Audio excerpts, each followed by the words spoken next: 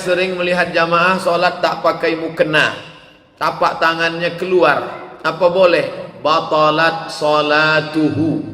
Begitu dalam fatwa ulama.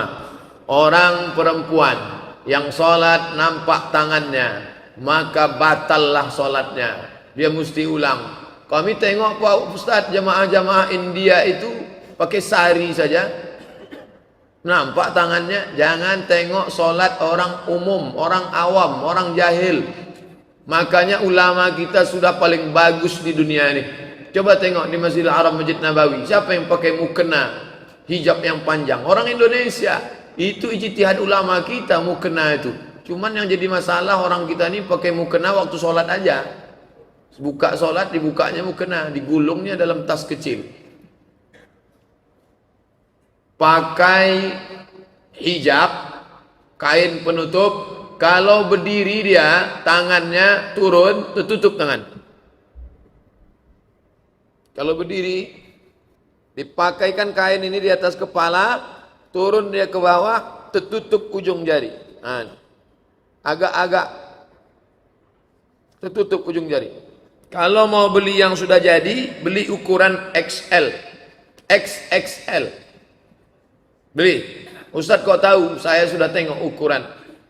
Yang tertutup ujung jari kalau tegak itu XXL. Maka nanti ketika dia Sami Allahu liman hamidah. Tapi kalau jilbabnya yang segini, Sami Allahu liman hamidah. Nampak tangannya, batal salatnya. Nah, ini tentang masalah menutup aurat. Bukan kata saya itu fatwa ulama. Apakah dengan solat sunat Isra sudah terpenuhi solat duha? Bagi yang sudah solat sunat Isyraq 2 rakaat, lalu kemudian tak solat duha lagi dia tak apa-apa. Karena Isyraq sama duha itu sama. Bedanya apa Pak Ustaz? Bedanya 3. Solat sunat Isyraq itu solat subuh berjamaah. Setelah solat duduk berzikir mengingat Allah sampai terbit matahari. Kalau solat sunat dia 2 rakaat namanya Isyraq. Tapi kalau tidak ada yang 3 itu namanya duha. Misalnya ibu solatnya di rumah, mau berangkat kerja, solat 2 rakaat itu namanya duha. Kalau bagi kita yang sudah 3 tadi, solat subuh berjamaah, duduk berzikir dengan Allah sampai terbit matahari, solat 2 rakaat namanya Isyraq. Kalau ditambahnya Pak Ustaz, bagus. Habis solat Isyraq, pas bubar nanti sholat duha dia lagi, bagus, tak salah. Berapa batasnya? Tak ada batas. Karena riwayat Aisyah, summa yazidu masya'a. Nabi menambah semau dia. Ini hari libur, besok libur, sholat banyak, baik, amat sangat baik, tak salah. Saya masuk akademi dengan diminta uang 60 juta. Sekarang saya sudah ngaji dan tahu itu dosa. Saya sudah tobat. Apakah haram gaji saya bekerja dengan ijazah sogok itu Pak Ustaz? Inilah masalahnya jamaah ini. Dia bertanya barang itu dah jadi. Jadi kita pun payah menjawab. Maunya sebelum itulah tanya, Ustaz saya mau begini. Makanya dulu orang datang ke Nabi itu bertanya akan dia. Ini mau ku makan. Nah, jadi kita menjawab, Ustaz, saya kenyang betul nih Pak Ustaz. Kenapa? Habis makan babi tadi, haram nggak nih Pak Ustaz? Payah gitu. Jadi masalah sogok ini 2 modelnya. Dengar baik-baik, jangan sampai muncul isu somat membolehkan sogok. Itu neraka jahanam. Nanti saya kena tahzir. Sedangkan betul aja pun kita kena tahzir, apalagi kita salah. Syarat masuk ke akademi nilai rata-rata 7. Badan sehat, fisik, periksa gigi, periksa telinga, tak boleh ada anting, periksa bersih. Kesehatan, medical check up semua. Siapa yang cukup 3 syarat ini, maka dia lulus. Nah, ketika dia ikut tes itu, dicek. Nilainya rata-rata 7, ya. Tidak ada anting, tidak ada. Oke, gigi semua tak berlubang, medical check up sehat, dah. Tapi pihak akademi meminta, maka dalam kasus ini boleh dia bayar. Kenapa? Karena dia tidak sedang mengambil hak orang lain. Itu yang ada di dalam sendok itu memang nasi dia. Memang punya dia, tapi si tukang pegang sendok ini nakal, jahat. Begitu dia minta, itu punya saya, wani piro sampai. Wani berapa? Nah, ini boleh dia bayar. Kenapa? Karena kalau tidak dia bayar, ini akan diambil oleh si Manung Khalid, akan diambil oleh si Hutapea, akan ambil oleh si Raja Guguk. Ini bisa terjadi pada saudara kita yang menjadi guru honorer. Sekarang berapa banyak guru-guru kewalahan umat Islam. Guru-guru banyak di waktu pengangkatan dulu. Ini penting. Yang tak boleh itu begini. Syarat nilai rata-rata 7. Mesti telinga tak beranting. Gigi tak bolong. Tiba-tiba bisa ditutupnya ini dengan bayar. Kamu bayar 100 juta, gigimu yang bolong itu bisa kami sumbatkan. Telinga kamu itu bisa kami buat seolah-olah tak ada anting. Dan nilaimu yang 6 ini bisa kami dongkrak. Itu haram. Nah, maka tentukanlah diri masuk kategori yang mana. Kategori yang mana saya ini. Nampak-nampaknya saya condong ke yang selamat aja lah Pak Ustaz. Mana yang lebih baik? Lanjut studi atau fokus ngapal Quran terlebih dulu? Bagus ngapal Quran. Andailah musim boleh diulang balik, tentu saya ngapal Quran dulu baru ke Mesir. Hafal Quran kita dulu bagus. Cara berpikir kita, terstruktur otak kita. Dan banyak orang-orang hafal Quran itu tak pikun. Karena otaknya bekerja terus. 1 hari 2 juz, cara berpikirnya. Nah, ini bagus. Nah, oleh sebab itu anak kemanakan saya ingin bercita-cita mereka kalau boleh janganlah macam Ustadz Somad yang tak hafal Quran. Tapi kalau bisa anak cucu kita hafal Quran, bagus. Setahun pondok Padanaran yang di Jawa itu setahun program, masukkan ya. Bagus.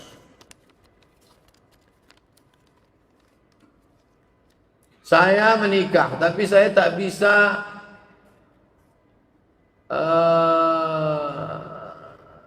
menerima kenyataan bahwa istri saya tidak suci. Bagaimana cara mengobati kekecewaan itu Pak Ustaz? Ditulis dalam kitab Fikih Sunnah Sayyid Sabiq.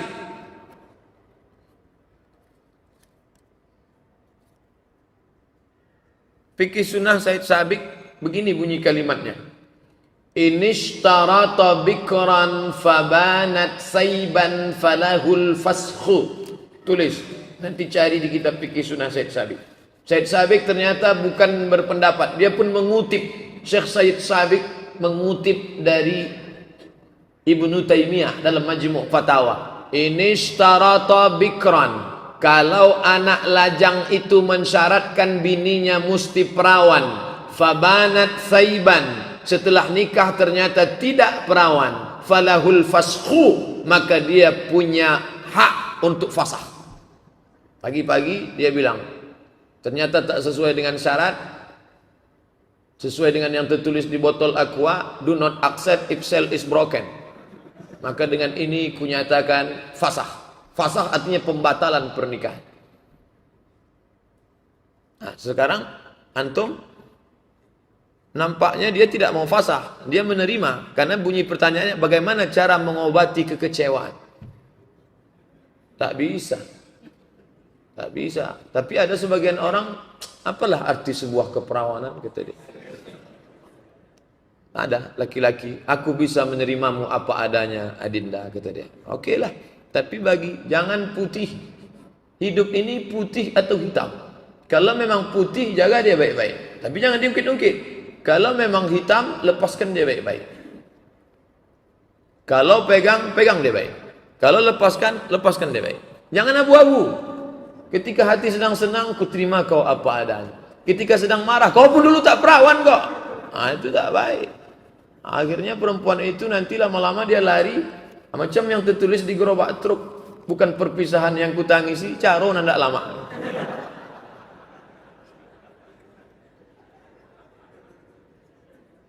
Saya cinta, tak ingin berpisah karena sekarang sudah punya anak. Kalau sudah punya anak tak ada cerita lagi. Itu yang cakap yang saya bacakan tadi itu terjadi kalau besok paginya. Kalau sudah punya anak, apa mau dikata, jaga aja lah. Ceritakan asal usul orang Cina Pak Ustaz.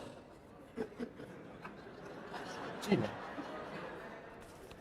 Jadi Adam, Idris, Nuh.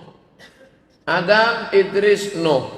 Pada zaman Nabi Nuh matilah manusia tadi, tinggal 3 orang. Satu namanya Sam, satu namanya Ham, satu namanya Yafis. Sam itulah bapaknya Yahudi dan Arab. Sam, maka disebut mereka dengan Semitic language. Semit, bangsa Semit. Sam. Ham itulah Afrika yang berkulit hitam. Ham hitam. Sedangkan Yafes itulah Mongol, Cina, itu Yafes. Ada nama jamaah kita Pak Yafes. Nah, itu Sam, Ham, Yafes. Tinggal 3. Dari mana Ustaz baca ini? Nama kitabnya Al-Bidayah wan Nihayah. Ditulis oleh Imam Ibnu Katsir. Ibnu Katsir yang punya tafsir itu Pak Ustaz. Ya, Ibnu Katsir yang punya tafsir, dia punya buku sejarah namanya Al-Bidayah wan Nihayah. Sudah diterjemah ke bahasa Indonesia. Bagus. Saya mahasiswa Usuluddin. Usul artinya dasar, pondasi. Din agama. Usuluddin dasar agama. Di situ ada 3 jurusan. Tafsir hadis, akidah filsafat, perbandingan agama. Mengapa di Indonesia tidak membuat program islamisasi mengajak orang kafir masuk Islam? Sedangkan agama Kristen sudah membuat program kristenisasi. Ya dana, ya dana, ya dana, ya dana. Itu judul lagunya. Masuk kita ke kampung Talang Mama yang Kristen, jalannya mulus, semenisasi. Pipa air ada, program air bersih, gereja cantik. 3 cirinya. Jalan semenisasi, ada air bersih, gereja cantik. Islam tak ada. Oleh sebab itu keresahan adik kita mahasiswa kalian mesti balas. Setelah kalian nanti jadi pejabat, jadi orang, kalian balas sakit hati. Itulah yang kita presentasikan kemarin. Jamaah menyumbang, akhirnya terwujudlah. Kebetulan Bapak insinyur kita pandai masalah air nih, nanti akan di tembok ini ada air terjun di tembok, kumpul air nanti bisa turun ke musola mau disalurkan. Kemudian masjid yang buruk, macam katanya tak sanggup menyebutnya, buruk jelek, sudah tegak berdiri. Itu fotonya kemarin. Itu sumbangan dari jamaah kita. Semenisasi jalan, nah itu kita tak sanggup. Bagaimana sistem keuangan dalam keluarga menurut Islam? Apakah memberi semua gajinya kepada istri atau berapa perlunya saja? Ya Rasulullah, ya Nabi sedang duduk di bukit Sofa, datang perempuan. Inna Aba Sufyan rajulun syahih. Sesungguhnya suamiku Abu Sufyan orangnya pelit, kedekut, kaya tapi pelit. Boleh tak ku ambil duitnya untuk makan anakku ya Rasulullah? Kata Nabi, ambil bil ma'ruf, secukupnya. Itu jatah perempuan. Makan, pakai, tempat tinggal, pendidikan, perhatian. Kira-kira Pekanbaru ini berapa layaknya jatah perempuan? Standar, tak terlalu tinggi, tak terlalu rendah. Jangan standarnya artis. Jangan pula standar orang gelandangan. Yang sedang lah. UMR itu upah minimum regional pekerja. Ini standar untuk perempuan berapa? Bapak beri segitu untuk. Itu namanya nafkah. Bahwa setelah itu ada bonus, nah itu terserah. Adapun semua diserahkannya ke istri, ya kalau istrinya solehah. Kalau tidak, itu suami cepat mati. Masuk dia dalam kelompok ikatan suami takut bini. Saya menggunakan kartu kredit bank konvensional. Kartu kredit itu hanya saya gunakan untuk beli barang cicilan 0%. Jadi tak pakai bunga. Dan saya pakai tagihan selalu sebelum jatuh tempo. Biar tak kena bunga. Seandainya saya tetap pakai kartu kredit, apa saya kena dosa Pak Ustaz? Pindah ke bank syariah. Bank Riau Syariah Kepri, Bank Mandiri Syariah, kalau dia punya program kartu kredit. Andai tak terelakkan, tidak ada dosa. Karena sama macam orang numpang transfer saja. Tolong kirim duit ke saya Pak Ustaz. Ya. Tafakuh jual buku, orangnya di Bandung, di Jakarta. Transfer gimana? Kebetulan dia pakai konvensional, orang itu dia transfer. Maka hanya sekedar numpang lewat saja. Saya alhamdulillah agak lega sekarang, karena kami sekarang pakai bank BRI Syariah. Dulu beberapa tahun itu transfer gaji saya dari UIN Kementerian Agama dengan Bank Mandiri. Tapi bunganya tak pernah diambil. Hanya sekedar numpang lewat saja. Karena tak mungkin pegawai itu ngantar ke rumah. Nah, itu sekedar numpang lewat. Andai ada bunganya, bunganya tak boleh dipakai. Nah, serahkan ke lembaga yang dinikmati orang banyak. Panti jompo, anak yatim, fakir miskin, masjid. Niatnya bukan untuk sedekah. Niatnya mengembalikan uang umat kepada umat. Tempat saya masih ada tradisi bakar menyan sebelum berdoa. Misalnya sebelum doa bersama, bagaimana hukum bakar menyan? Kemarin waktu Habib Syekh datang, pertanyaan-pertanyaan yang tak terjawab waktu Habib Syekh datang, yang kemarin segini, itu sudah saya jawab di Masjid Raya Senapelan. Kita buatkan videonya. Nah, jadi bapak yang waktu itu buat pertanyaan banyak, semuanya sudah kita jawab. Nanti akan diuploadkan. Kalau sudah selesai diedit, akan diuploadkan ke fanpage YouTube, akan diuploadkan. Nah, turun kita ke bawah waktu itu di depan Habib Syekh kan banyak. Bukhur namanya. Bukhur itu asap. Asap itu terdiri dari dua. Yang pertama getah kayu. Getah kayu itu menyan. Dipotong kulit kayu itu keluar getahnya macam apa itu? Yang dipakai untuk gala-gala sampan. Sampan kayu sama kayu sampan supaya jangan masuk air. Damar. Damar tempat kita bau jin. Damar di Arab wangi, harum semerbak, menyan.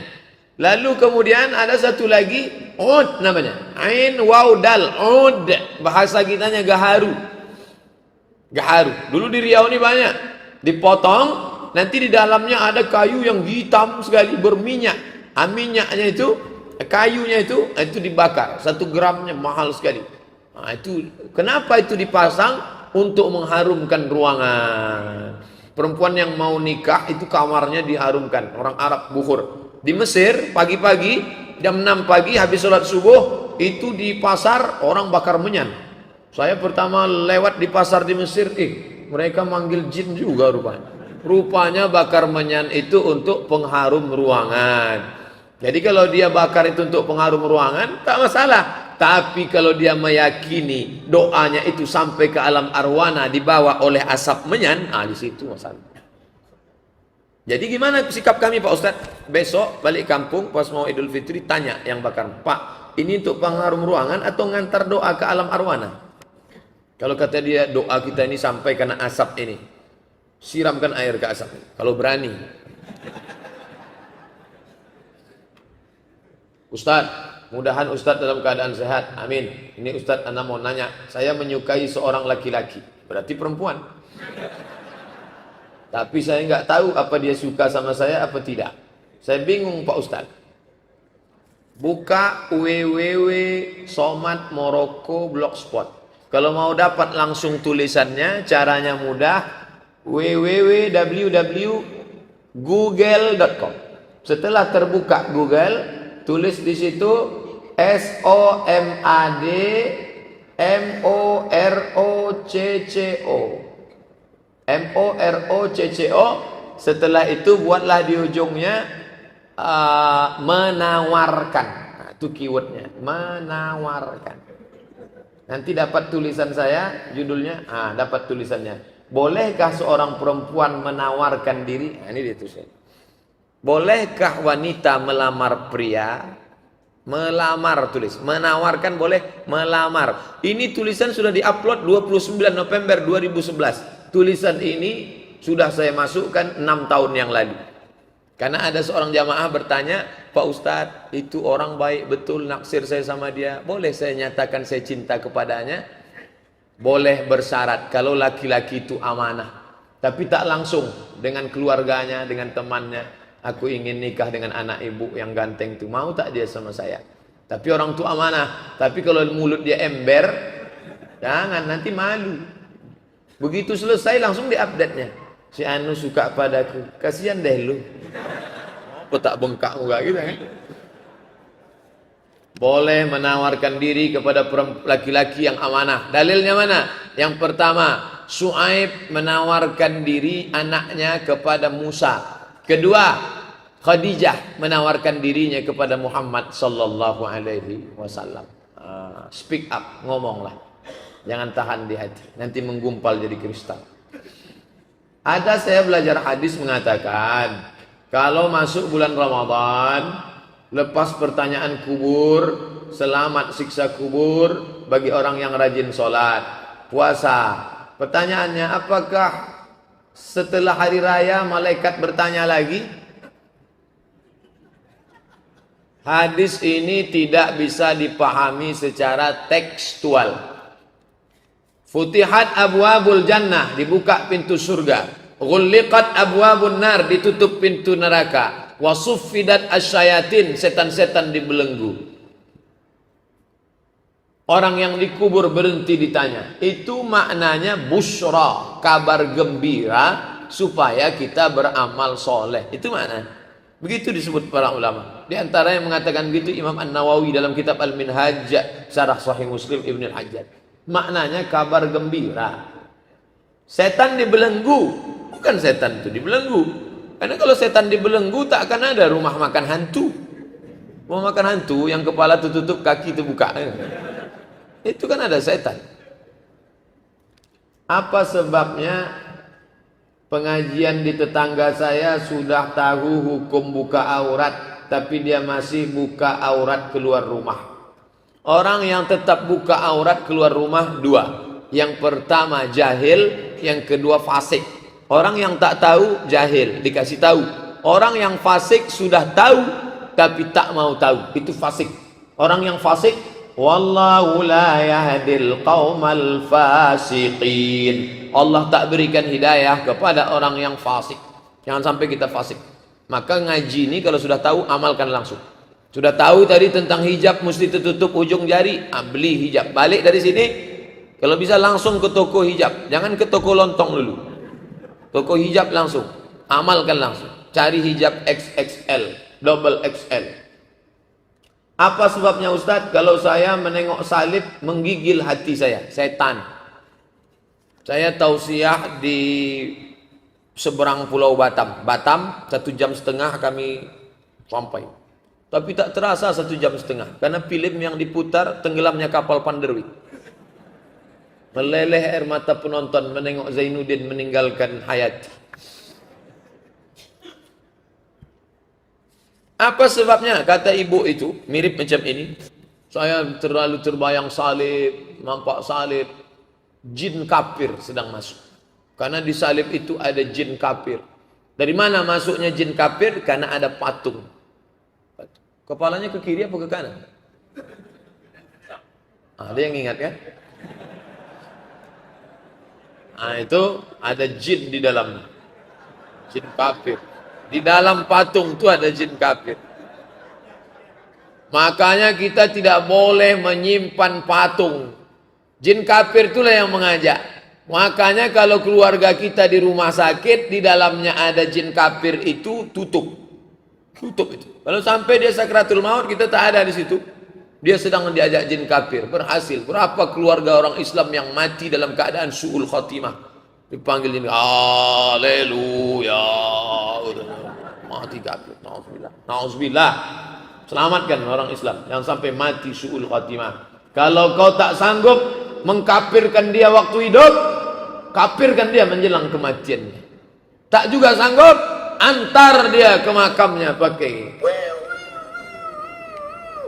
ambulan C, lambang kafir. Balik dari sini beli pilok, hapus itu, ganti bulan sabit merah. Bagaimana cara membayar fidyah puasa Ramadan selama 1 bulan? Dibayar kepada 1 orang atau banyak orang? Cara pertama, ajak orang itu makan.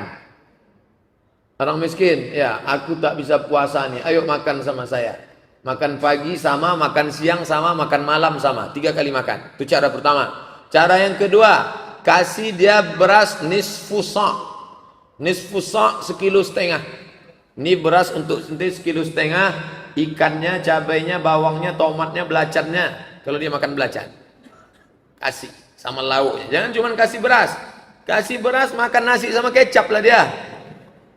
Yang ketiga, kasih dia duit. Aku tak bisa ngajak ente makan, saya tak bisa ngasih ente beras. Ini duit. Duit standar makan orang 3 kali di Pekanbaru nih. Makan pagi, makan siang, makan malam. Apakah 1 hari puasa untuk 1 orang? atau boleh 30 hari untuk satu orang? Boleh 30 hari untuk satu orang. Tapi kalau di daerah kampung kita tuh banyak, janganlah yang satu saja dikasih. Berapa orang di kampung tuh? Ada 10. Bagi dia 3 hari, 3 hari, 3 hari, 3 hari. 3 hari untuk ente. Ibu kasih satu hari berapa? 50.000. 3 hari 150, 150, 150, 150. Begitu cara membayar. Pak Ustadz, bolehkah saya minta sepetak tanah kepada orang tua saya yang masih hidup untuk saya kelola? Seorang laki-laki memberikan atiyah, pemberian kepada anaknya. Lalu kemudian istrinya tahu, ini ayahmu yang ngasih. Ya, saudaramu yang lain, karena ada saudara lain yang seayah lain emak. Saudara lain dapat? Tidak. Mengadu ke Nabi. Ya Rasulullah, ya suami saya dikasihnya anak saya saja, anaknya yang lain tak dikasih. Apa kata Nabi? Ittaqullah, takutlah kalian kepada Allah. Fa'dilu baina auladikum, bersikap adillah kalian kepada anak-anak kalian. Yang satu disekolahkan S3, yang satu es cendol pun tidak. Nanti kecemburuan, putus silaturahim mereka. Yang satu dikasih ruko, yang satu dikucilkan. Kalau mau kasih, kasih semua. Kalau tak kasih, jangan semua. Kecuali dalam kasus berbeda. Kasusnya begini. Anak pertama S3, anak kedua S2. Tiba-tiba ujung kelas 6 SD. Perempuan menyusul belakangan. Maka bapak yang bijaksana dudukkan. Engkau anakku pertama, kedua. Iya. Adik kalian ini, aku tak tahu umurku pendek nanti mati. Gimana dia ini? Maka aku kasih dia 2 ruko ya. Kata si abang nih, tak apa-apa ya. Ayah kok takut sama kami? Aku tak takut sama kalian. Bini kalian ni yang ku khawatirkan. Iya. Kata abangnya yang 2 ni. Setuju ya? Iya. Setuju ahli waris. Begitu. Jangan diam-diam dia dikasih. Nanti setelah meninggal dia jadi bom waktu. Abangnya izin. Kata istrinya, masa adik itu dikasih? Itu tak betul tuh bang. Saya sudah ngaji kok dengan Ustadz Somad. Ustadz Somad pula disebutnya. Jadi hukum itu tidak saklek, tidak kaku. Ada pembahasan-pembahasan. Mengapa Ustadz jarang ceramah di Kuansing? Karena tak ada jadwal atau gimana? Kuansing tak pernah ngundang saya. Ngundangnya 3 hari mau pengajian. Ya antara tempat yang tak pernah saya datang, Kuantan Singingi, Bengkalis. Asal mau ngundang seminggu mau acara, tak bisa. Kalau mau ngundang saya 6 bulan sebelumnya. Sombong betul Ustaz.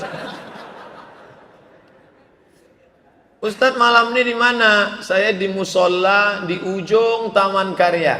Musola. Musola tuh kirim aja lah pengganti, tak bisa. Saya belum pernah ngirim pengganti sampai sekarang. Kalau saya tak bisa, saya bilang tak bisa. Adapun pengganti, nanti pengganti itu mencari pengganti, pengganti itu mencari pengganti. Itu namanya Ustadz bersanad. Tak bisa. Sumpah orang kita. Sedang tak disumpah orang aja udah kurus macam ini, apalagi disumpah. Akan sumpah Ustaz itu gitu. Memang dia tak marah, tapi hatinya berkecai. Apakah air seni binatang, sapi, kambing, kuda tak merupakan najis? Najis. Apa tak najis? Najis. Karena saya pernah mendengar ada yang mengatakan air seni binatang tidak najis. Itu kan Ustadz MT. Ustadz abal-abal sakit hatinya kawan. Ustadz majelis tafsir Quran ada dulu di-upload. Ini tidak najis, dia tak belajar, dia tak baca, dia tak bisa baca kitab tafsir. Dibacanya Quran, bacanya terjemah, bacanya Quran, bacanya terjemah, diolahnya otaknya sendiri. Cuman duitnya banyak, disebarnya pakai video kemana-mana. Nah, sekarang kan bukan tergantung, zaman kita ini zaman unik. Orang tak tahu betul salah, yang penting banyak duit, punya TV, sebarkan. Bapak kalau punya TV, sebarkan aja banyak-banyak. Walaupun salah. Makanya kita balik ngaji, balik ke kitab balik. Saya punya saudara laki-laki, dia tak pernah bersilaturahim dengan keluarganya, dengan adik-adiknya. Sedangkan kami adik-adiknya selalu ingat dan suka mengikutinya. Hari-hari besar lebaran kami selalu mengunjunginya. Dia tak pernah. Sekaranglah lagi sakit, kami adik-adiknya berat untuk melihatnya. Sebab ketika adik-adik dan pamannya sakit, diopname, tak ada hati sikit pun tergerak untuk mengunjungi. Bagaimana pendapat Pak Ustaz? Datang, kunjungi dia. Sedangkan orang Yahudi dikunjungi Nabi. Masalah dia dulu begini bla bla bla bla bla bla bla. Allah Ta'ala maha menghukum kalau dia salah. Adapun kita menghukum manusia, iya kalau dia betul salah. Kalau dia punya alasan lain, maka husnuzan. Ijtanibu katsiran minaz-zan. Berprasangka baik. Jenguk dia baik, bisikkan baik-baik. Jangan menjenguk untuk membalaskan sakit hati. Ini datang menjenguk. Tengok kan? Sakit juga ente kan? Sabar ya bang, ini musibah dari Allah. Mudah-mudahan kita ambil iktibar. Mati dia, tenang, husnul khatimah. Adapun perbuatan buruk dia, ada yang lebih layak untuk menilai dia. Jangan-jangan kita jauh lebih buruk daripada dia. Mengapa kita dilarang memakan bunga bank riba? Saya minjam duit 1 juta, saya bayar 1.200.000. Bapak pinjam duit 10 juta, Bapak bayar 12 juta. Bapak pinjam 100 juta, Bapak bayar 120. Terkumpul uang orang yang teraniaya, terzalimi tadi, diambil oleh orang yang punya keuntungan, dibagi duit haram. Tak ada yang terzalimi Pak Ustaz, mereka sama-sama ridha kok.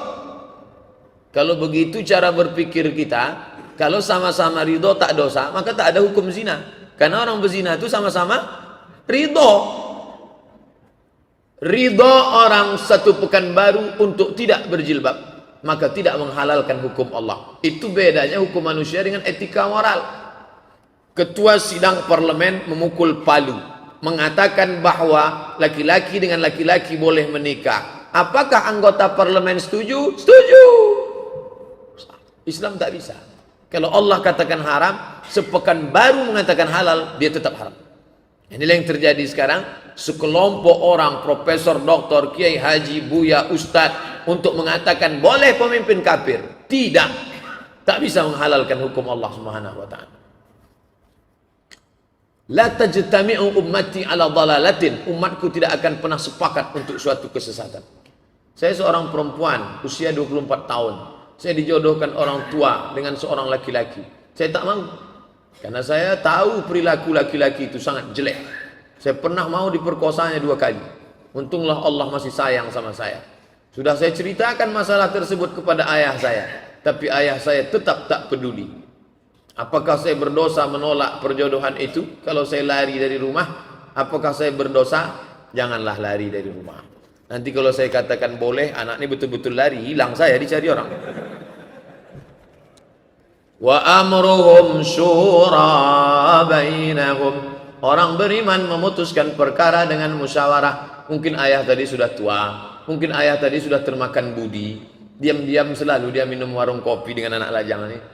Supaya dia menolak. Abang kan ada, adik kan ada, pakcik kan ada, paman kan ada. Makanya wali perempuan itu 3 arah. Perempuan di tengah, ada wali di atas, ayah, datuk. Ada wali di samping, pakcik, abang ayah, adik ayah. Ada wali di bawah, abang sama adik. Dudukkan mereka sama-sama. Bang, dek, pakcik, ini ayah tak mau nerima. Aku bersumpah demi Allah, wallahi tallahi billahi dia pernah memperkosa aku. Sampai hati kalian akan menikahkan aku dengan dia. Musyawarahlah bersama. Jangan sikit-sikit lari, sikit-sikit lari. Memang kuat lari.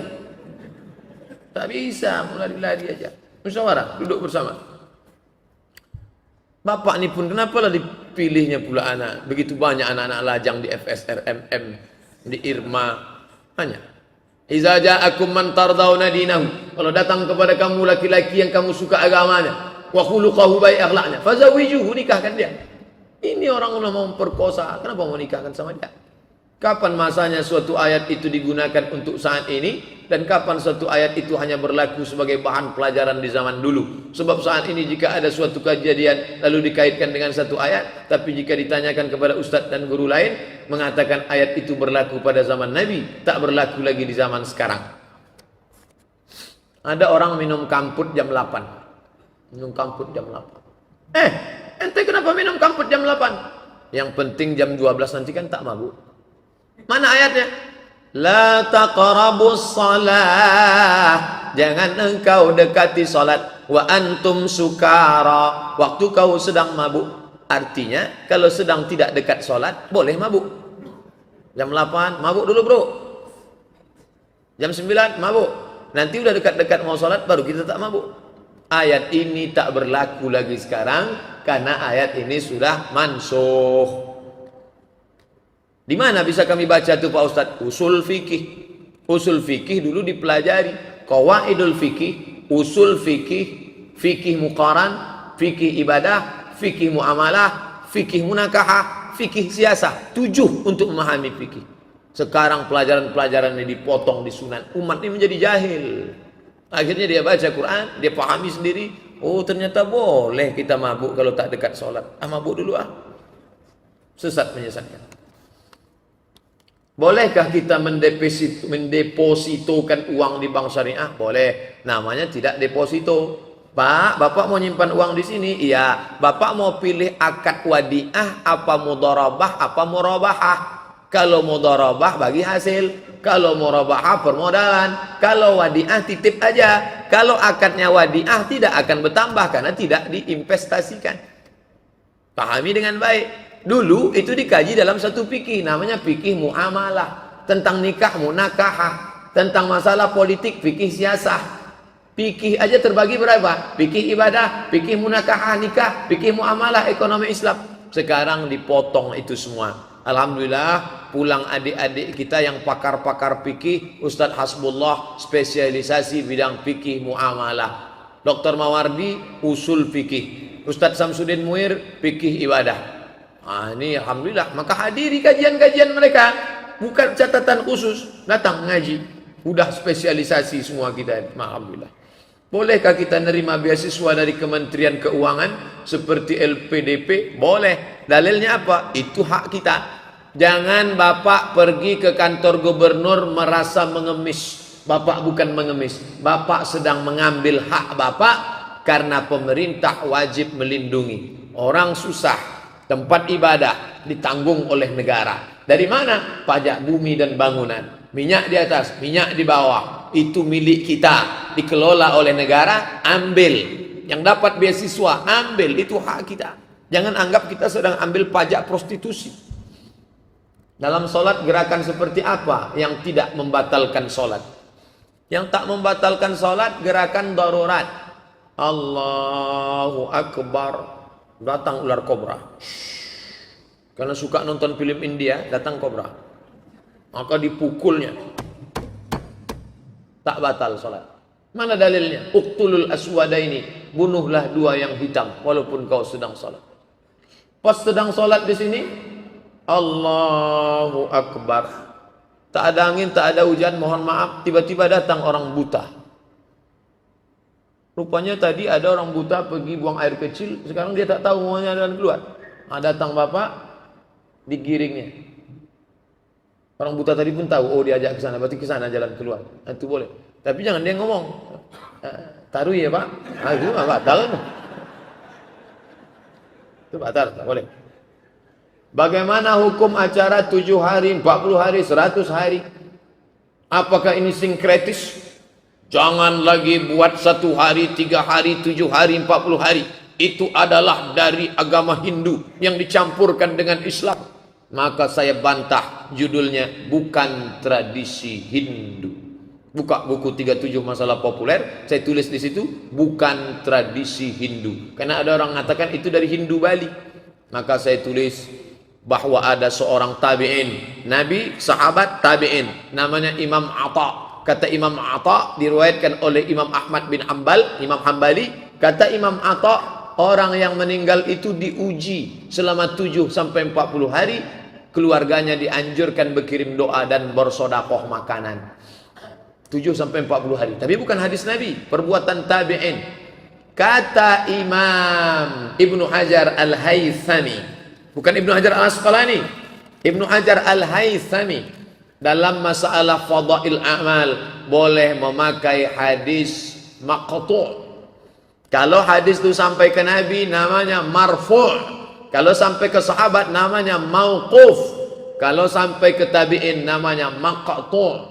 Bersedekah 40 hari 40 malam itu bukan marfu', bukan mauquf, tapi maqtu'. Yang mau buat tak apa-apa, yang tak mau buat pun tak apa-apa. Jangan sampai orang miskin ngutang bubur kacang hijau. Kita yang bawa makanan semestinya, bukan kita yang memakan harta orang susah. Tapi kalau ada anak orang kaya, dibuatnya nasi kotak, lalu dia umumkan, Bapak Ibu sekalian, tetangga kerabat andai tolan, ini bukan harta anak yatim, ini bukan harta warisan bapak kami, ini adalah murni sedekah saya anaknya. Saya pulang dari Pekanbaru mau berbagi, makanlah. Apa tak tahu kalian di saya ini orang kaya?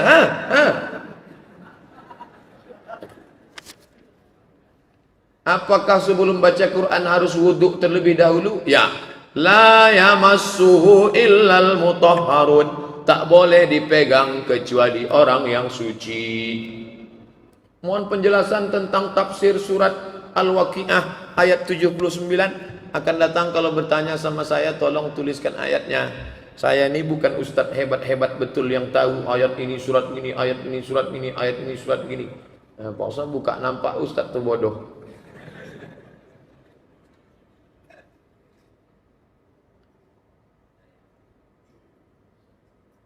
Sebentar ya, Bapak Ibu yang tak sabar mau pulang, pulanglah.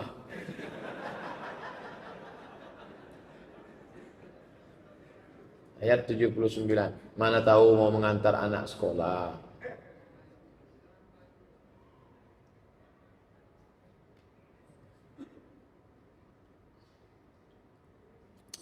Ayat 79.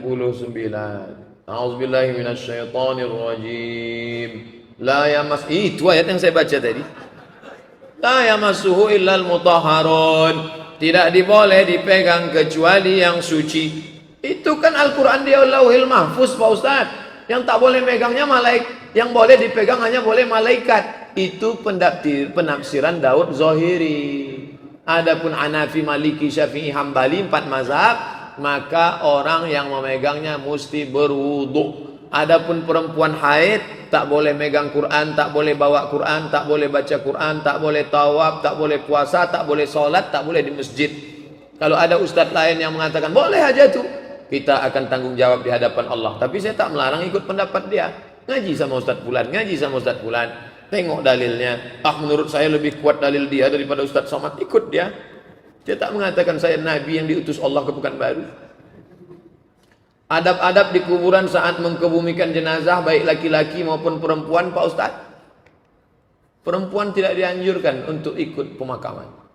Sebagian pendapat makruh. Tak dianjurkan. Kenapa? Karena perempuan itu jiwanya rapuh dan terlalu dalam ingatannya. Sehingga kalau nampaknya nanti lubang kubur suaminya itu, seumur hidup dia menangis saja bawaan. Asal mau makan. Kenapa Bu? Terbayang terus. Tapi laki-laki enggak. Laki-laki itu orangnya tegar.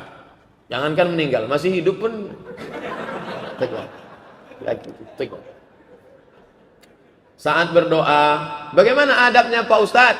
Li'ai yajlisa ahadukum ala jamratin minan nar. Duduk kamu di bala bara batu api neraka. Fatuhriqu siyabahu, terbakar pakaiannya sampai kulitnya terbakar. Khairun, lebih baik, min an yajlisa ala qabrin, daripada duduk di atas kubur.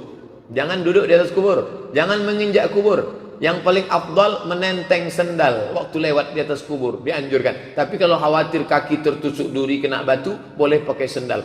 Tapi ada nanti nampak orang menenteng, itu adab. Tapi kalau dia khawatir nginjak, tempat kita tak khawatir nginjak paku, tai sapi banyak. Maka pakailah sendal. Tapi menginjak jangan sampai. Pemakaman, mengantar ke pemakaman bagus, tapi menginjak haram. Ini sekarang orang menginjak makam, menduduki makam, dan menjadikan makam sebagai asbab. Duduk di makam, menginjak makam, asbab makam. La ilaha. Tak boleh, haram. Saat berdoa, sebagaimananya tukang doa, posisinya apa, menghadap kiblat atau cukup menghadap kubur? Menghadap kiblat. Ini kepala. Kalau menghadap kiblat, ini kepala. Kepala, ini kaki. Maka di sini dia menghadap ke kiblat. Badannya di sini, kepalanya menghadap ke kiblat. Menghadap ke kiblat. Andai dia membelakangi kiblat, ya tak apa-apa. Salat yang tak boleh belakang kiblat. Adapun berdoa, afdal tak afdal. Jangan satukan antara afdal tak afdal dengan sah tak sah. Perkenalkan, ana merupakan salah seorang mahasiswa tingkat akhir di salah satu perguruan tinggi di Pekanbaru. Bagus. Mahasiswa mau ngaji itu alhamdulillah.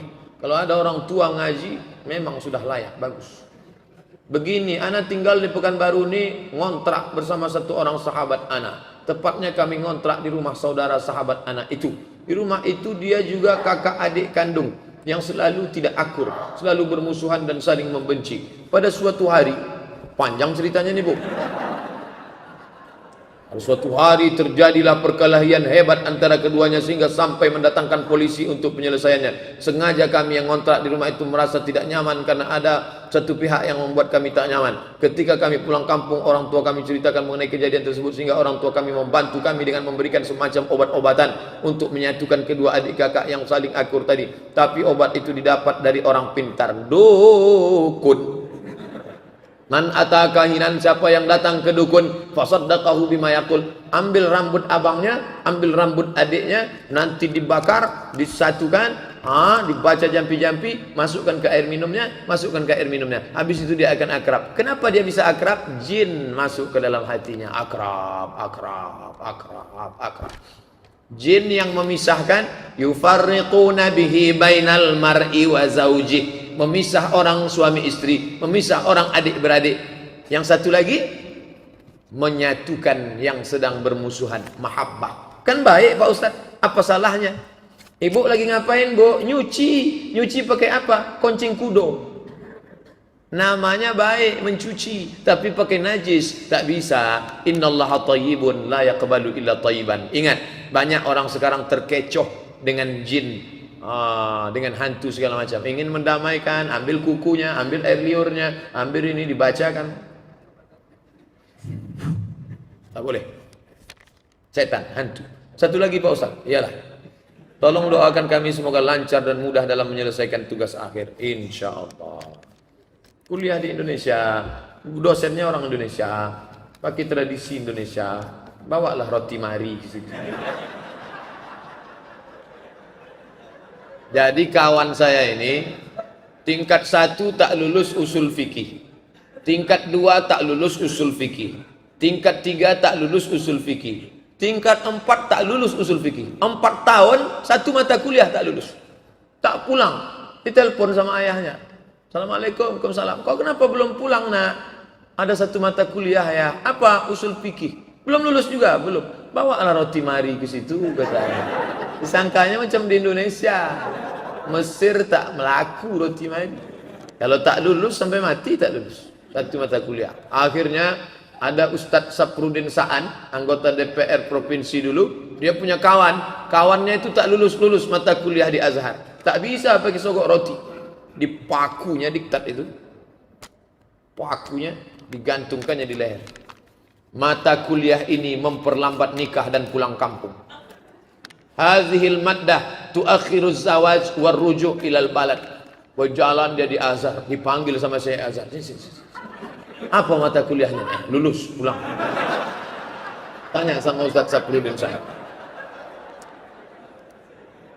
Tapi saya tak begitu. Saya lulus karena memang belajar. Yang nanti Ustaz itu cerita tentang diri dia tuh. Enggak.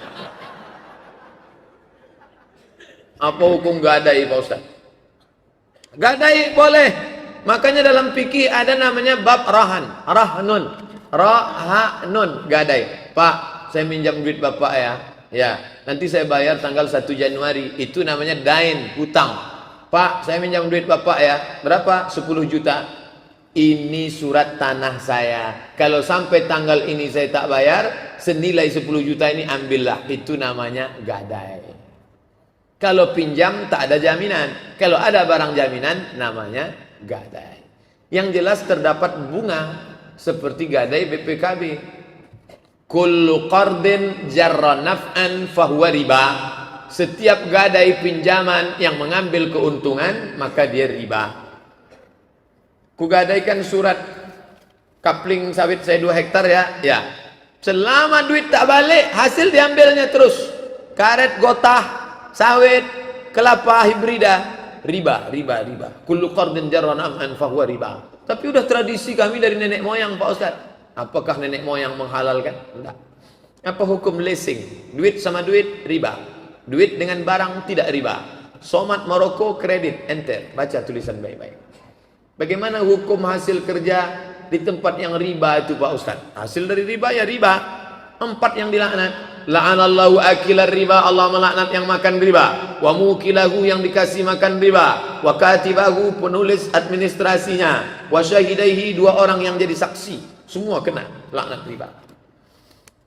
Bagaimana seorang lebih sering memakmurkan masjid yang jauh ketimbang yang dekat? Nah, ini nyindir saya nih. Saya ceramah sana, ceramah karena ini dekat rumah saya ketua masjid. Saya tetap sholat ke masjid. Maka saya umumkan supaya jangan jadi fitnah ke pengurus. Kalian tahu jadwal saya. Tadi malam jumpa pengurus, habis asar semalam. Besok saya mau ke Dumai. Habis dari Dumai ke Tanah Putih. Dari Tanah Putih pagi dengan Profesor Samsul Nizar di Stein, Bengkalis. Nah, nanti kalian kalau saya tak ke masjid ini jangan bilang saya sholat di rumah. Jadi fitnah nanti. Jadi mesti ada tabayun, klarifikasi. Adapun bapak yang masjid dekat rumahnya, makmurkan rumah. Kalau sampai di dekat rumah itu tidak ada orang sholat, satu kampung dikuasai setan. Istahwadat alaihimus syayatin. Tapi kalau subuh Ahad besok kemari, karena Dr. Mustafa Umar, di sana masih tetap ada sholat berjamaah, ya tak apa-apa. Kan untuk menuntut ilmu.